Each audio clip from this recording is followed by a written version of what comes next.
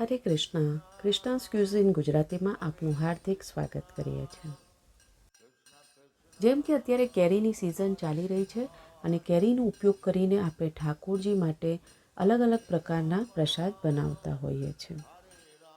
તો આજે આપણે એક નવું જ ડેઝર્ટ લઈને આવ્યા છીએ, મેંગો તાડગોલા ડિલાઇટ.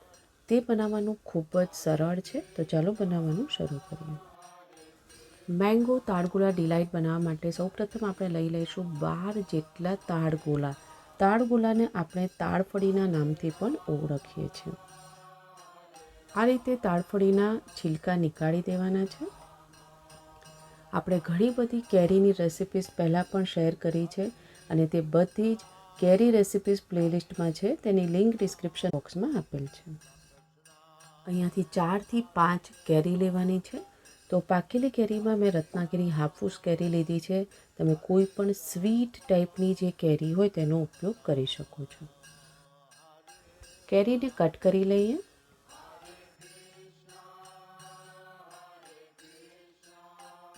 આ રીતે ચમચીની મદદથી નીકાળવાથી તે ખૂબ જ સરળથી નીકળી જશે.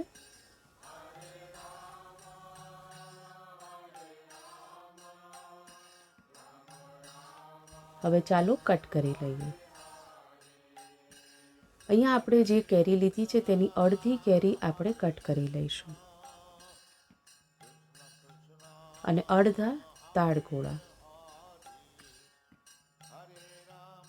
આ રીતે બંને આપણે અત્યારે અડધા અડધા પ્રમાણમાં લઈ લીધા છે. મિક્સી જારમાં લઈ લઈએ.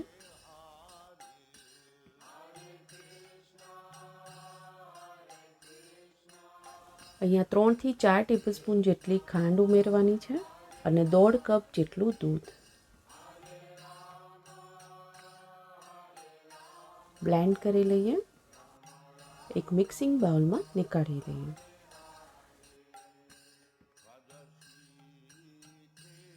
અડધા સમારેલા કેરી અને તાડગોળા હવે તેમાં ઉમેરી દઈએ. બધું જ સરસ રીતે મિક્સ કરી લઈએ.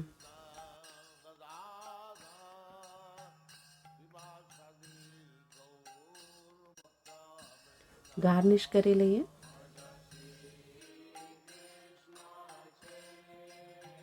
થોડી પિસ્તાની કતરણ અને ગુલાબની પાંખડીથી ગાર્નિશ કરી લઈએ. આ સાથે જ આપણું મેંગો તાડગોલા ડિલાઇટ બિલકુલ તૈયાર છે. તુલસી પત્ર પધરાવી અને ઠાકોરજીને ભોગ અર્પણ કરીએ.